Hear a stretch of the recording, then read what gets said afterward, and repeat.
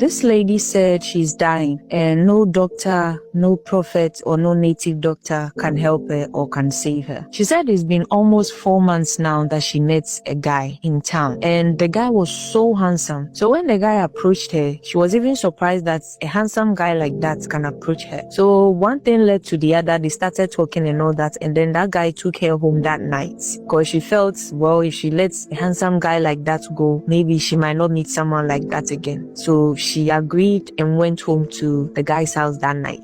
So that night they had fun, and when they were, doing the thing, or when they were having sex, she smelled something. It was like a rotten smell, like garbage. So she asked the guy, "What's that smell? Can you smell it?" And the guy was like, "I can't smell anything." And then they were done doing what they were doing, and then they went to bed. So at dawn, she wanted to go for round 2 and try to, make a move on the guy. But when she touched the guy was icy cold. She was shocked and scared. She even put, her hand around the guy's nose like this to check if he was alive, and there was no air. So she just said a silent prayer and then went to bed. So in the morning when she woke up, she realized that, oh, the guy is not dead. He's actually, awake. And then she got ready and all that. And then the guy gave her money, like enough, very huge money. And she was even surprised. So the guy dropped her off. But she said when the guy was dropping her off, like the guy couldn't even look at her. She didn't understand why. So they got to her place. She just alighted and then the guy left.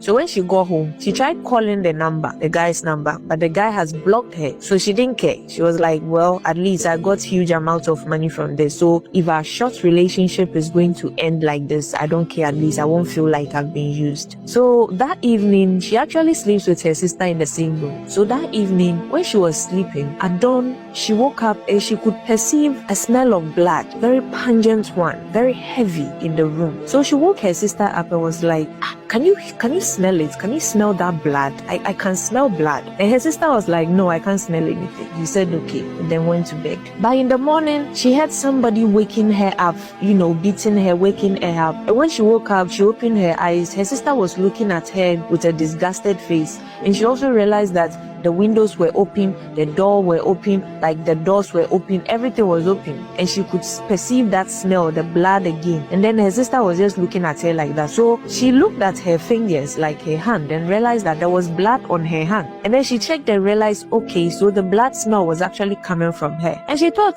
maybe it's my menses. But then she realized that no, my menses just came 8 days ago. So this can't be my menses. So she took her bath, and yet still, even after scrubbing, after exfoliating and everything, just still the blood scent was on her and she could smell it. And now people around her can also smell the heavy blood. So her mother was like, no, this is not normal. Let's go to the hospital. And then they went to the hospital. When they went to the hospital to check, the doctors just didn't know what was the problem. They did a whole lot of tests.